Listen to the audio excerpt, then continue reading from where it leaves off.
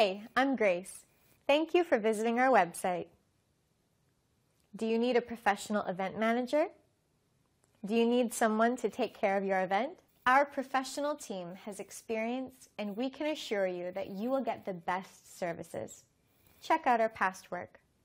Have you ever wondered if there were SEO strategies that no one liked to share online? Today I had the pleasure of interviewing Sam O, the gentleman behind Ahrefs' success on YouTube. Sam decided to come onto the channel and show me some of his powerful tips that he keeps as his secrets with the tool itself. Let's get right into the interview. All right, hello everyone. Thank you back for coming to the YouTube channel. Today I have a very, very special guest. Super excited to have him on. Sam O, who is the host of the Ahrefs YouTube channel, and as you guys know, that is by far my favorite SEO tool of all time. I always say that that would probably be the one tool that I would effectively need to perform good SEO. So, Sam, why don't you go ahead and introduce yourself, and we'll go from there. Yeah, I'm Sam. I run video for Ahrefs. Basically, I've been in SEO digital marketing for the past 10 years now. Started from nothing and just basically self-taught everything and kind of went through a whole bunch of different stuff, from like the typical story of hiring an SEO company, getting scammed. So you just learn it on your own and you do that. And so, yeah, basically I went through that, did decently, sold off the first company to a VC company in where was it? It was in Europe, German guy and a Swedish guy.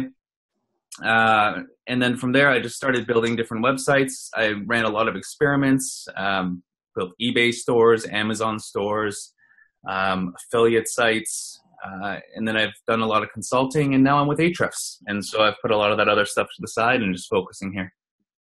Awesome. Thank you for the great introduction. And so today we're going to be talking about a few advanced beginner hack strategies that you can use with Ahrefs, because I believe if you're doing SEO in any type of capacity, you should have Ahrefs at the very minimal. So Sam, we're going to cover a few different ones, and Sam's going to show us how to do these. Are these screen recorded? We're going to go share the screen. Yeah, I can do that. Awesome. Yeah, sounds good. So Sam, I'll let you take it from there. Sure. Give me a second. Can y'all see my screen? Or I guess not all, but can you see my screen? I can see the screen. Yeah. All right, cool. Yeah. So basically, like, Ahrefs is an all-in-one kind of SEO tool. There's all sorts of stuff. Site Explorer is basically our backlink checker. Content Explorer is like a Google search engine where you can actually see all the different SEO metrics for that. Keywords Explorer is our keyword research tool. Rank Tracker, pretty obvious, and same with Site Audit. And then a bunch of other mini tools here. So one really cool hack actually is in Content Explorer, if you just type in like a very, very broad keyword related to your niche, then you can actually find extremely low competition keywords. So basically, like, everyone knows that links help you rank a page or a website. And so basically, if they don't have any links, you can set it to have a maximum referring domains of 0, and the organic traffic, let's just say that it has a minimum of 1,000 visitors. Mm-hmm. And then you're going to start to see things like this. Some of them may be good, some of them not so good. Let's find a good one here. All right, so how to plant succulents. Actually, you know what? That's from YouTube. Let's check out this one. So this one has 1,800 search visitors per month, 0 referring domains, and then you can see all the organic keywords in here. Wow. So I can't even pronounce this, like, terrarium. Yeah. How to make a terrarium, like if you want to write a post on that, if you're in the gardening niche, if you sell that kind of stuff, how to build. And it's not necessarily that you need to include all these keywords in there, but it should give you a general idea as to, basically you can create an outline with this. So you can actually view all the organic keywords. Yep. And then I would actually filter this down to the top 5 results so that you can find only, well, I guess this one doesn't rank in the top 5. Probably just ranking for a lot of long tail. Yeah. So, and then you can kind of see what they're talking about here. So they're talking about planting terrarium, a small one, a large one. Should have probably looked for a different example beforehand.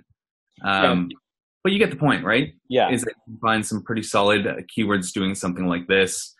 And yeah, they're all low competition. I've done it and ranked in the top 5 within like 3 months, which isn't bad, without building links actually. Nice. So it's a pretty solid hack, and it does work from my experience. And these are all terms that are ranking with 0 referring domains. Is that correct? Yeah. So these ones all have 0 referring domains.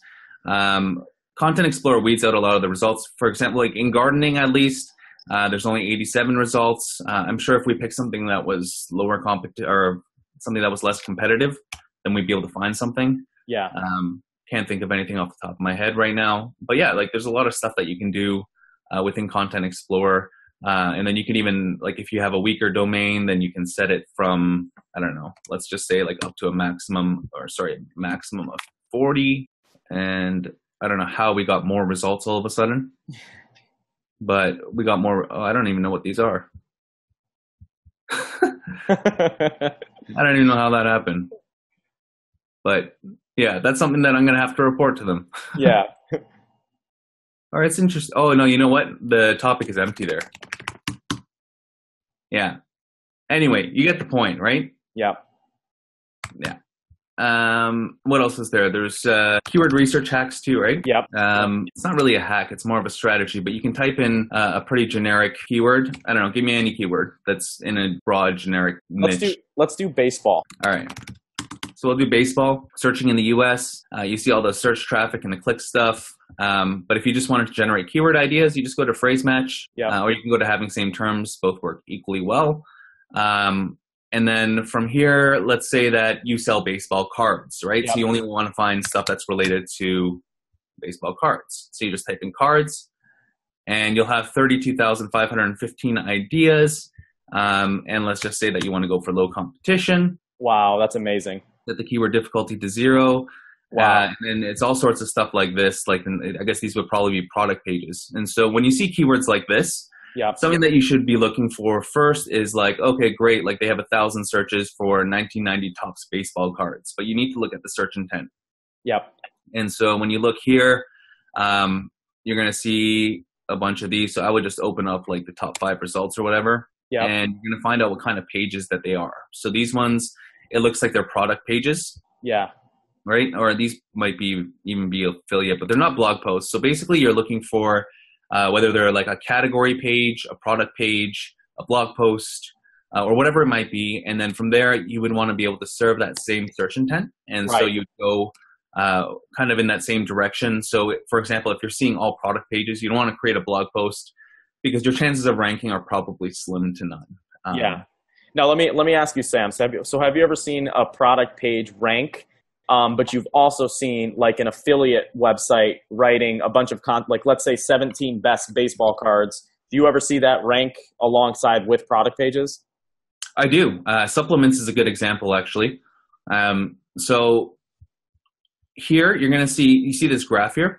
Yep. So this is the SERP position history. And so you can see that it's kind of going crazy, right? So it's quite volatile. Yeah. So when you see volatility within SERPs like this, it basically says, at least to me, and I guess to many others, is that the search intent isn't clear for this topic. And so it makes sense. Like supplements can mean many things. Like what kind of, like, do you want to buy supplements? Do you want to learn about supplements? What's the definition of supplements? Right. There's a lot of things that come up. Right. And so when you look here, like this is a category page. Same with this one. This one is the Office of Dietary Supplements, and it's like an GOB website. Yeah, it's just information. Same with this one. This is a category page, I believe. This one, I believe, is information. So so there's a mix. Yeah, because people who are actually clicking on these search results, they'll click on multiple ones based on what their search intent is, right? Mm-hmm. And so sometimes you'll see mixed stuff like this. So when you see this, like, there's good things and bad things about this. And so basically, the good thing is that you don't need to have that many links necessarily. So if you look at Vitamin Shop here, they have 7 referring domains, and the Office of Dietary Supplements has 2,500, right? Wow, yeah. And so yet and every time I look, Vitamin Shop is outranking them. So volatility is good, and it seems like they're serving search intent. Maybe it's because of brand recognition. I'm not entirely sure. Yeah. But if we look at something like keyword research, which is, like, I think anyone typing in keyword research is probably looking for a guide, right? Yeah. then you're going to see stability here, right? Nice, yeah. And what this tells us is that it's like, if you can rank in this position, you can likely retain that spot, but also it's going to be harder to penetrate that, right? So for example, like you'll see Moz's Beginner's Guide to SEO, which I think everyone knows about.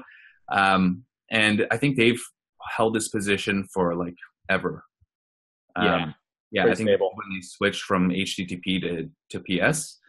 And then if you look at the rest of the SERPs, you see backlinkos, then you see keyword planner. And this is the one that's different here, and SERPs.com is also different. So these two are actually tools, and everything else that you see in here. Actually, I guess keyword tool is also a tool. But you're going to start to see, you'll see the mix of different types of pages. But in the case that you do see something like this, then I would just go with what the majority are doing, what the top ranking pages are doing. That's what I was going to ask you, Sam. So would you follow Moz's approach or create a tool in this case scenario? I would follow Ahrefs' approach. Right. Right here. Yeah. I'm just kidding. But yeah, I would go with the blog post or the guide. In this case, for supplements, I would probably go for a category page. Right. And then that's a lot of just link building. Technical SEO would be a big one for that, with like internal linking and stuff like that. Yeah. Awesome. Yeah. What else is there? Content gap. Sorry? Should I show you content gap? Yep. Okay, so content gap, there's a lot of different things that you can do with this. So basically the way that content gap is traditionally used is basically you enter in some websites here. So let's, backlinko, and let's just use yoast.com. And we'll put in ahrefs.com/blog. And basically when I run this search, it's saying show keywords that any of these targets rank for. At least one of them has to rank in the top 10, and our blog does not rank at all. And that's traditionally the way that a content gap analysis would work. Yeah. And so if we change this to show keywords that at least two, all, basically the more targets that you choose, the more relevant your results are going to be. So we could even, let's just go for at least two. I don't know if I haven't checked this in a while. But basically it's just going to search through all the organic keywords that all these websites rank for. And obviously ours too. And then eventually it's going to show us. So they're showing that there are 3,200 keywords where two of these pages rank. One of them ranks in the top 10, but our blog doesn't. So this is a good way to actually get content ideas. And that's why it's called content gap, is you're trying to fill in the gap where you're missing things. And so, for example, like I don't think Google My Business, I don't think we rank for that. We just released a local SEO blog post this month, I think, which is really solid. You should probably go read it. Google Search Console, we don't have a guide on that. So you can see that Moz ranks 10, Backlinko 5, and Yoast 7. And so these are probably topics that we want to cover, right? Is that we want to get as much coverage as we can throughout these different topics. But then you can also make a twist too, right? So let's say, for example, like these are all, Google Search Console. So let's say that we want to write a blog post about Google Search Console. I can just take all of these URLs here, copy them in here. And since all of these are actually ranking high, it shows that they probably have a guide directly on Search Console, and you can actually tell just from the URLs, right? And so you just delete that, change that to all of the below targets. And now what it's going to do is it's just going to find common keywords within these 3 blog posts. And so you can see that there are 71 keywords. And so basically it's just created a blog post outline for me. And so I can look through these keywords, add site to Google is something that people would look for, and they might find something like Search Console. Google Search Console. You don't need to worry about misspellings and stuff. Google is smarter than that. What is Search Console? So that could be an H2 that you include in your post. Awesome. That it's worth actually adding. And so on and so forth. And then from here, what I would actually do is go to Keywords Explorer, type in Google Search Console, see the pages that are actually ranking there, look for a guide, look at their organic keywords, and see what I can include in there and see what kind of ideas I can get. So usually when I write blog posts, I'll just write down a huge list of keywords that aren't too similar, like a misspelling. I wouldn't write that. Right. But I'll look at all the different keywords, and then I'll kind of look at it and see where I can kind of what kind of outline I can create from it. And then I'll start writing. And then from there, I know that I'm targeting things that Google wants to see, because all of these people are actually ranking for these. So there's some kind of semantic relationship. Yeah. And so that's basically what I would do using the content gap tool. So there's a lot of things that you can do with this. Like, it's really about creativity. Yep. And yeah, so those are the two that I would probably recommend that people try, and you'll get a ton of value from that. Yeah, that's awesome. And that was such good expert advice too, about taking some of those, LSIs, or taking some of those similar topics and putting them as H2s and touching up on them, because that's going to be really good for Google. Now, what would you recommend for someone to use the tool for getting backlinks? Where would you start? So let's say you have a brand new blog post, it's a nice article, and you want to start promoting it, and you go immediately to Ahrefs. How would you start getting either link prospects, or how would you start getting backlinks to that blog post using Ahrefs? Right. So normally when I create a blog post, I haven't blogged in a while, but what I would do is I would actually start with keyword research. I would start with link prospecting through keyword research. So before I actually start writing it, I want to know who I'm going to be contacting about this article, because if I don't have anyone to promote it to, it's not going to rank, and it's not going to get any traction. So let's say, for example, we want to write about like keyword research, right? So I'll just take you through this whole process as fast as I can so I don't bore people. But basically, you'll look at this. I'll see that, for example, the clicks data versus the search volume is pretty similar, meaning that the search results actually get clicks. I go down here, kind of see the SERP volatility. Okay, it's pretty stable, so I probably need links. And then I would go and I would look at the traffic volume. So it's not just about the keyword, right? So for example, here, keyword research, the search volume is 16,000. And you can see that Moz gets around 11,000 search visitors per month, whereas AdWords gets 122,000. SERPs gets 11,000, even though they're in the 5th ranking position. And it's because they rank for thousands of other relevant keywords, right? And so from here, like, I would look through their different backlink profiles. So I know that I don't think Moz has updated their keyword research guide in a while. So not the organic keywords. So I would go and I would look at the backlinks. And from here, you can actually find a whole bunch of different, you can see that they have 2,814 backlinks. I'm using the group similar function, so they have more than that. You can go one link per domain if you don't want to contact the same person over and over again because they've linked to them multiple times. But we actually just included this search traffic filter here. I don't know. Have you seen this? I have, yes. Yeah, so it's pretty cool, man. I'm making a video on this right now. A lot of different things that you can do. But let's just say that we only want to get links from people that have at least 50 search visitors to their page each month. Then what you're going to get right away, it's a smaller list. So there's 49 pages here. But what you're getting is you're getting a super clean list. So it's going to weed out a lot of the spammy links, basically things where you're not going to contact people or like create forum profiles and yada, yada, yada, right? And so let's take that out. So that's one way to get a list of people. And another cool thing that you can do is you can type in the word resources. So like if you've ever done resource link building, then you probably go to Google and you type in something like, sorry, my computer's lagging a bit. Like in title, resources, in URL, resources, and then you'll do something like keyword research, right? Yep.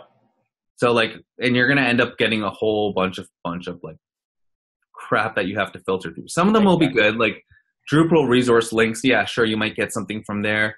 But like SlideShare, you're going to have to weed that out. Like, you're going to have to go through a bunch of different things that you probably don't want to go through. And so, where are we? So yeah, if you go to if you just type in resources, basically any page that is linking to Moz's guide, their keyword research guide, you're going to find a list of resource pages. And resource pages are one of the easiest links that you can get. You just email them and you're like, hey, like I came across your resource page. And you're basically just asking to be included in there. Like we created an up-to-date version of keyword research. A lot has changed, yada, yada, yada. Here's a guide. Would love to get your thoughts or whatever you're going to say in your outreach email. So you just go here, make sure that it's actually like somewhat of a resource page, and you can see that they're linking to a bunch of external links. You can actually see that here. is if they link out to external links. You can see that there are 29 here, 50 here, 9 here. And basically, if they're linking out to external pages, then it's likely that it's a typical resources page. And so basically, I would just go and contact each of these people. And for resource page linking, I'm usually getting like a 12% conversion rate, which isn't bad for. That's high. Yeah, that's good. Yeah. So yeah, I was gonna say, like, if you just filter through the most external linking, you'd probably find some good ones too. You would, but at the same time, like in certain niches, like I've seen like 10,000 links on a page, and I probably wouldn't want to be. Wouldn't want that. Yeah. And so basically, like you're looking for places that are using external links. Like if you find some that are doing 0, don't bother wasting your time. Like this one has 506. So the ultimate guide and resource to build a blog that matters. Yeah. I'm sure it will be a good page for resource pages. It looks like all these have external links, but in some cases you're going to find that some of them have 0 and they're just using internal links to their own guides. Their own guides. Yeah. Yeah. Like good luck getting a link there. Right. So I wouldn't waste my time. Right. Now that's interesting. So is this what you would consider the easiest way to start to get backlinks to a site, or is there an easier method? Outreach is like, if you're going to go white hat, at least outreach is a must. Like you have to do that. Like even if you're doing guest posting, you have to do outreach. Like you have to somehow get them to accept your guest post. Placement. Right? Yeah. So now I was asking that because I saw a recent video you put up about brand mentions. Is there any way we could touch on that? Sure. Yeah. So basically the alerts tool, I won't bother creating the alert because it uses the Content Explorer database. Yep. And so, for example, like, I guess this works better for actually not even big brands. Like, let's say that you start like a new email marketing company, right? So for example, you can type in title, MailChimp. Yeah, it's right here. So basically what you're doing is you're looking for pages that mention MailChimp and Aweber, but not ConvertKit. So basically you're looking for, 2 competitors. So like, for example, if you're doing CRMs, like it could be HubSpot and Salesforce, right? But not my company, right? And so you just run the search, and then like there's 102 results here.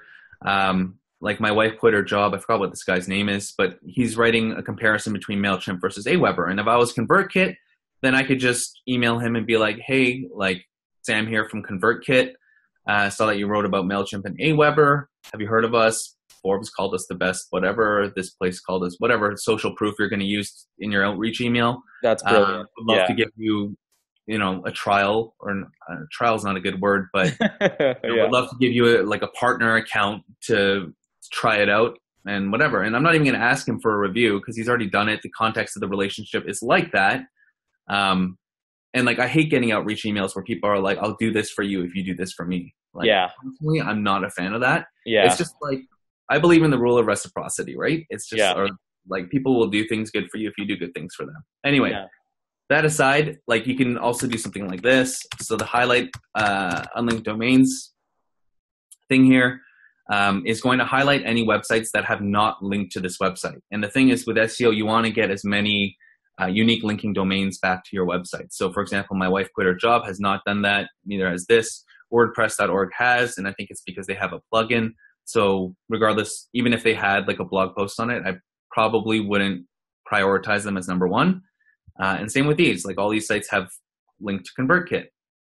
And so, yeah, like I think this is something that is a good way for especially if you're monitoring your brand. You can start getting a lot of mentions for yourself and kind of putting yourself in a place where you're a part of the conversation with those competitors, even if no one has heard about you before. But if your product is superior, then why not pitch it, right? Yeah, absolutely. Yeah, that's really cool. Yeah, I love that strategy. Now, let me ask you. So I did see another way on your channel where you talk about you're finding actually people that mention your actual brand, and then that link prospecting technique. Oh, what is it? Unlinked mentions? Yeah, unlinked mentions. I think that's what I think that's what it was. All right. So for example, I haven't tried this one yet, but you can search for content. So we'll just say like HubSpot or HubSpace or common misspellings is what you would look for. And so you basically just search for it. And I think you probably thought of this because the unlinked mentions or unlinked domains is what you would use here. So then we would just type in HubSpot.com. I should have probably included -site HubSpot, which would exclude pages from HubSpot. Yep. Well, let's just see what happens here. And we'll just go to 1 link per domain.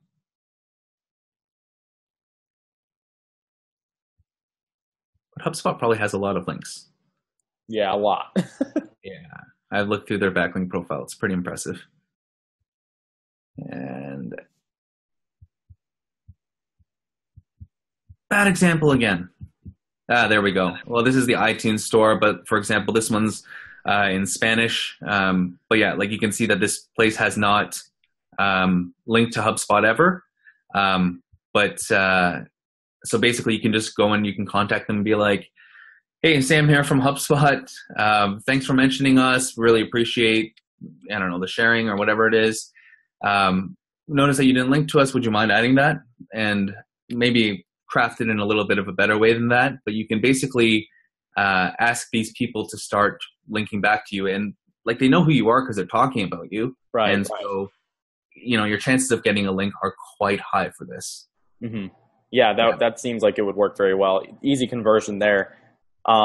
Easy conversion there. So yeah, no, Sam, I definitely appreciate it. Is there anything else as far as Ahrefs strategies that you want to show that you feel would be of value to my audience or that you haven't shared on your YouTube channel before? Because I know you've got a lot of tricks up your sleeve, especially when it comes to these creative strategies here. Just trying to think right now. There's guest posting. I've shared this on YouTube also. Basically, you just type in anything that you want that you're trying to rank for. And basically, you just type in link building, if that was the topic that we're trying to get backlinks for or to get guest posts on. And then I would just use these filters here. So for example, if you haven't really written guest posts, like you probably don't want to start pitching like Moz or Ahrefs or whoever, right? You probably want to start something that's more within your league at that point. So you can set it to like a domain rating, max domain rating of 40.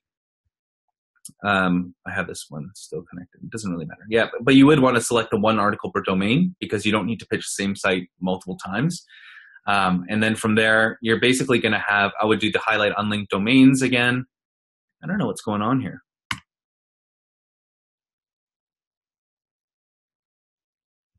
All right, there we go.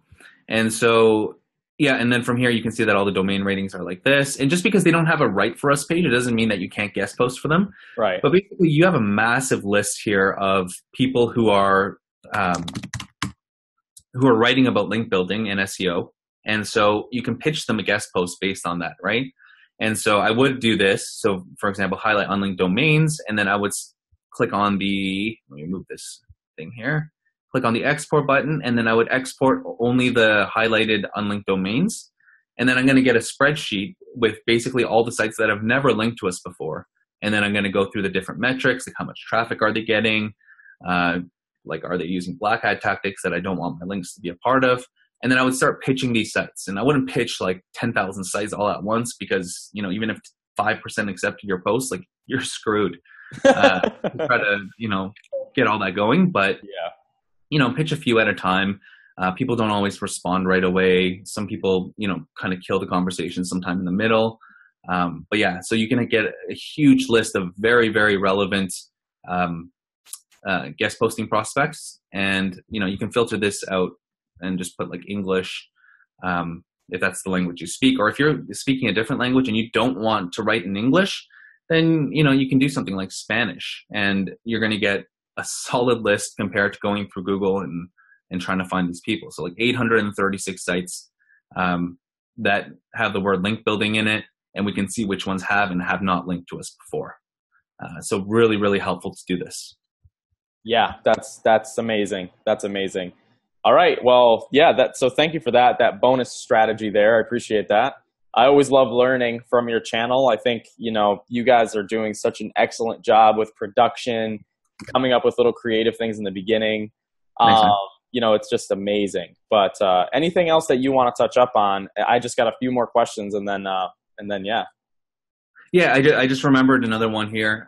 If you happen to have a lot of links to your site, basically what you can do is you can actually look for people who have linked to images on your site. So oftentimes, like with WordPress, people will link to the image, but they'll use your URL and they don't link back to the post. But that doesn't really provide much value since you're not trying to rank these images.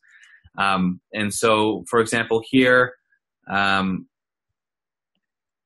this is from Single Grain. I'll go to source code, and I'll look for ahrefs.com. And you can see that there's only one link up, or one mention up here, one find. Yeah. And it's on, here's an example from, right? So example from Ahrefs blogger Tim Solo, right? And so you think that this would link to his Twitter profile or the page where he got this email, but if you click on it, it just goes to the image. And so from here, like it's not like he's doing anything wrong. It's just, you know, like he probably didn't realize that it even happened. And that happens all the time, right? Yeah, so I could contact, I think it's Eric who's behind Single Grain. Yep. And just ask him if, he could change the link to our outreach post. And in that way you're gaining, a solid link. Like Single Grain is, DR74, like they have links. Eric knows what he's doing.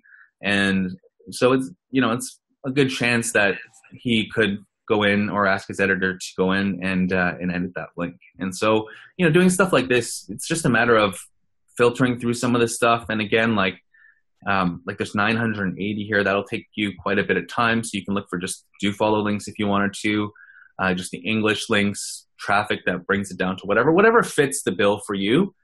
You can kind of go through that. Like Link Assistant did that too. They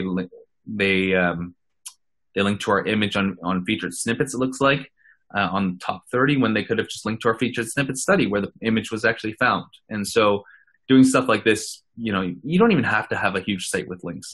Even on one of my smaller niche sites, people do this all the time, and it works really, really well. Awesome. Yeah, that's amazing. Yeah, that was an amazing strategy. Yeah, so there's all sorts of stuff that you can do with Ahrefs. Like I play around with it literally all day, and I'm quite certain that there are a ton of things that I don't even know. Like, this isn't really a hack, but if you look at the top pages report, you can look up any domain and see which pages send them the most search traffic, right? Right. You can see the percentage of traffic that's being sent. And so basically, like if you see one that's like 31%, this is different because our branded query actually has quite a bit of search volume. But let's say that someone's ranking for like buy Pampers diapers, and like they have like 7 referring domains, and they're like, it's accounting for 50% of their traffic, then you probably want to steal that from them. And so if you're into like, I don't know, in the baby niche or like the mommy blog kind of thing, then you can actually create a similar topic because you know what your competitors are ranking for, and you can start taking that away from them too. Makes sense. Yeah, I use the top pages all the time, just to see what pages my competitors have more links to and stuff like that. Yeah. There's all sorts of stuff like Best Buy links. Like I could go on for like a day about different features in here. So I'm gonna stop right now. Yeah. No, I completely hear you.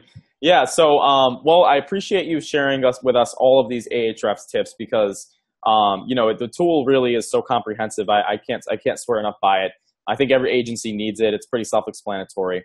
But before I let you go, Sam, what is one really good SEO tip? And it can't be featured snippets. What's one really good SEO tip that you would give a beginner looking to build either their website, their blog, whatever it may be? And this doesn't have to be with Ahrefs. This is just strategy. I know. I'm just thinking about it right now. Pondering. Yeah, because there's so many, and it really depends on where you are. Like if you know absolutely nothing, then you need to spend your time learning, right? And you start learning, kind of seeing what works, even paying someone to teach them. But if you're in a place where you're kind of like, you're literally just binge reading, binge watching, you're hearing conflicting information because you will, like even between like people, like even like Joshua Hardwick and I, like sometimes we'll disagree on different things. And it's just because we have different ways of viewing them. It's not to say that either one is wrong, but people have had different experiences where one thing works, one thing doesn't. And so for me, for those kinds of people who are just constantly reading, constantly consuming content, I would say to spend some time actually implementing. Yeah, and doing it. Yeah. start fasting from content in that sense, where you got to kind of stop and you got to take a step back and be like, I'm spending half of my day learning, and then I just get overwhelmed. So I go and watch Netflix, or I just go for a walk because I need to clear my head. And then you never actually get to doing anything. I've been there so many times. Yeah. And then for someone who's just starting out, I would look for full kind of tutorials, not so much like tips, like tip 1 is this, tip 2 is that. We have a good video on SEO for beginners, just to kind of give you an idea of the basics of stuff. And then we have another tutorial on that. Ruan has a bunch of good stuff there too that I've seen. So rather than, trying different things after you hear one tactic or read one case study, try to back that stuff with more data before you actually spend, weeks and months waiting and getting links, or trying to get links. And people are saying the forum links are still good, or profile links. Like, what is those things called? Those mass commenters are good. Like, think about it a little bit and actually go and do your research properly. Try to build relationships with people. Yep. Not so much just so that you can ask them questions, but find out where you can help them also, so that, it's somewhat of a reciprocal, mutual relationship rather than, just begging people for help. All right. So thank you. Now tell me a little bit about your future with the Ahrefs YouTube channel. Like, what are some of the strategies that you're using to grow the channel? Yeah. So in the beginning, we started creating kind of like product educational videos. So we had an Ahrefs Academy before. It was a little bit outdated, so we decided to update that. So we created a whole series called Marketing with Ahrefs, and it was basically just teaching people how to use our tools in various tasks. So for like keyword research, like backlink analysis, link building, whatever it was. And from there, like, those are naturally not going to gain as much traction because not everyone can afford Ahrefs. Not everyone is interested in purchasing a tool, but they just want to kind of get a general idea. And recently we've been actually targeting more keyword-centered videos. So we did an SEO tips and on-page SEO. I saw that you're ranking well for that, actually. What else? An SEO tutorial. And these are just keywords that we're targeting now that are a little bit more general, where you don't necessarily have to have Ahrefs, but it will make your life a little bit easier using our tools. And so we started creating videos like that. But the thing with YouTube, it's basically like TV, right? Like, if no one's going to watch a TV show, then it's going to go off air, right?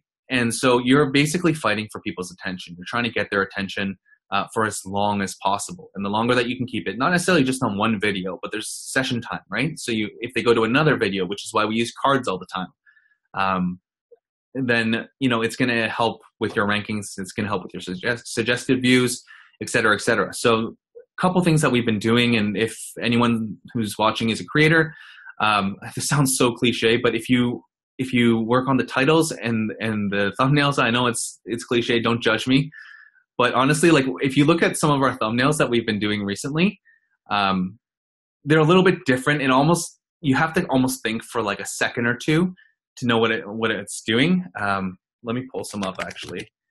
But it's different than the typical ones that, we see that we were doing before. And the majority of ones that we were doing before were basically like a face of me and a title, right? Like a screen grab or whatever it might have been.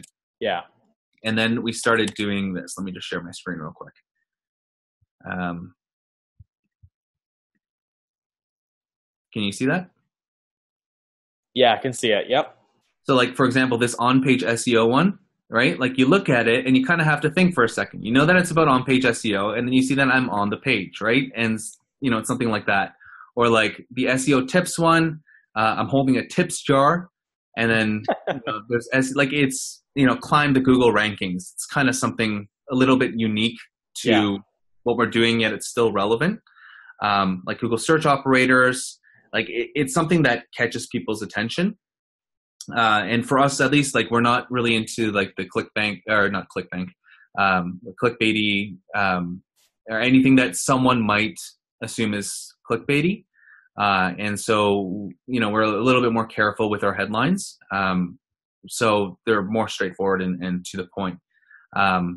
But yeah, so that's one thing that we've been doing. Another thing is we have a really great animator on our team, and basically, like, I'll just tell him ideas, and I'll be like, hey man, like, I was watching a show on TV yesterday, and something that I noticed is like on the channel, like, you know, when you watch TV and then at the bottom of the screen there's a little thing that animates in and it says that the next show is in whatever minutes, or like is at 8 o'clock if you're watching at 7, right? Yeah. And I was like, you know what, that's pretty cool. Like, because if I want to watch that show, then I'm going to keep watching. So I started thinking about that, and I was like, that's pretty smart. And so I was looking through my Premiere script or like the Adobe Premiere thing, and I was like, you know what, like, I'm watching this and I'm kind of bored. And so that means that other people are going to be bored too. Right. So I was like, you know what, then why don't we give them a preview into what the next tip is? So then you see this thing come in and it animates in and it's like next tip, like, and it's got something like avoid keyword unicorns. And some people are going to be like, what are keyword unicorns? Oh, it's coming up in 8 seconds and there's a timer counting down. And so it keeps people on because keep them on. Yeah. Right. So we're testing like fun little engagement hacks like that and to see what works. Some of them are working, some of them aren't. Like, we're changing splash screens. Some of them we use stories. So for the SEO for beginners there's a story. I can't remember what the story was, but basically I draw out a scenario. So for the entire tutorial, I use one example. Oh yeah, it's like, I'm a wedding photographer. Like, I'm really good at my craft, but I don't have any friends. And so, you know, you kind of build a story. It's like, so I can't get like referrals from people. So I've heard that search is good, and this is how we're going to do it. And then it kind of leads into it. And so people are kind of following a story. Since we're like similar to your content, like very instructional, you know, it's easy to get to be boring in instructional videos, or like, because people are on YouTube, they're not in a lecture hall. Right. They want to be entertained. Exactly. And I think like something that you really have to think through is the environment that you're in. So for example, like if we post our videos on Facebook, the engagement levels and the watch time on our Facebook videos are nothing. There would be nothing. Yeah. And that's the thing, is that the idea of Facebook is people don't go there and expect to see an SEO video in their feed. They want to see their friends. They want to see this. They want to see that. So we've tried sending traffic from Facebook, where we'll post a little clip of our video, and then there's a link back to the actual full video, which happens to work better, because then people come onto YouTube, and then automatically, whether they know it or not, they're on a channel now where they're used to watching video and consuming content that way, right? This is a different platform, yeah. Yeah, and so it's like, I don't know, like for people like who are trying to, like, I would always focus on increasing that engagement. Use cards. Cards are amazing. Yeah. And like when you link to cards, I don't know if you're doing this now. I'm not doing cards. I'm just like, I hope he doesn't ask me how my cards are. Yeah. So basically with cards, like I went back and I audited like all of the different videos where I felt like it was necessary to. So basically looking at audience retention, seeing where drop-off rates are happening, and then going and adding cards there. Not to videos. I started with videos, and then instead what I started doing is I started linking to playlists, to specific videos in playlists. Because what happens when someone goes to a playlist? They see the thumbnail of every single video that's there, and so they stay on longer, and they tend more likely to binge watch content if they're enjoying it, at least. And you start to get credit for that. Your channel does, at least. And so for us, like, we've seen a significant growth where like we're averaging like anywhere between like 5 to 35 subscribers per day. And I think for the past month or so, I think we've cracked over 110 per day now, or something like that, somewhere close to there. And yeah, a lot of that is just basically just spending time and creating good content. Like, I tend to get the credit for the content, but a lot of that is just our team. Like all of like the videos that I create are scripted, and the reason why is because it makes sure that it follows a format, right? Because if I'm just throwing random tips at you, then you kind of get lost in the mix, and it makes sense to me in my head, but probably not to you. And so we'll write that script in terms of a process, and then we'll have Tim, Josh, and Nick, and then they'll come and they'll look through it. They'll give feedback. If they think that one of the tips that I'm giving them is just, it doesn't really add much value, then, you know, that needs to go, or it needs to be reworded, it needs to be changed. And then like the support that we get from the development team, Those guys are crazy. And honestly, they're just in the back end. Like they fit the role of back end because they're not really seen. But those guys need to get more credit because like literally they're on the ball with everything, and all the features that you see in Ahrefs are all done by them. Dimitri, our CEO, you know, a lot of people don't really know who he is, but he's the man running the show, right? And he's actually like, unlike a lot of CEOs in mid to large size companies, he's actually involved in the conversations, right? And so it's really nice to kind of see that Ahrefs really works as a team. So all these videos, like I don't know if any of your subscribers are subscribers of Ahrefs, but like if you did enjoy our videos, it's literally a team effort of 40 people. So yeah, like if you have a team, me personally, like before I used to be kind of stubborn in taking feedback, and I'd be like, no, my idea is better. But at least in my head, I wouldn't say it out loud with other people that I've worked with in the past. And I'm sorry to those of you if you're watching this, but you know, working with Ahrefs, I've really seen the team aspect come in, and that's what makes like we haven't had a video that I would say was a flop. So yeah, like if you have a team, even if it's just your friends and they're willing to help you out, just to give you feedback, like use that, because like as friends that will be honest with you, obviously. Yeah, because you don't want people telling you stuff you want to hear, you know? Exactly, right? And like they'll have better tips, or they'll be like, that doesn't make sense to me. And you're like, why doesn't it make sense to you? Are you stupid? That's not the case. It's just that it just makes sense to you in your own head. And so when you start to see like the compound effect, the cumulative effect of the team's thoughts come in place, especially like with something like SaaS with Ahrefs, like they all know the product very, very well. Yeah. And so like I'm getting tips from them too sometimes where it's just like, I never thought of that, but that's pretty brilliant. Or like I'll write out a tip, but it's super complicated. They're like, you can just do that by doing step 1 and 2, not step 1, 2, 3, 4, 5, 6, 7. And so, yeah, that's something that, that I've, yeah, like YouTube, Ahrefs YouTube is pure team. Yeah, absolutely. Absolutely. Well said. Well said. Yeah. Because at the end of the day, when you're looking at other people's content, you're seeing their research. You should be creating your own research by actually implementing what to do. And then it is exciting when you go into your analytics and you start to see how things are starting to build up, like in a compound effect. So, Yeah. Sam, I appreciate you coming on. Thank you so much. Thanks for having me.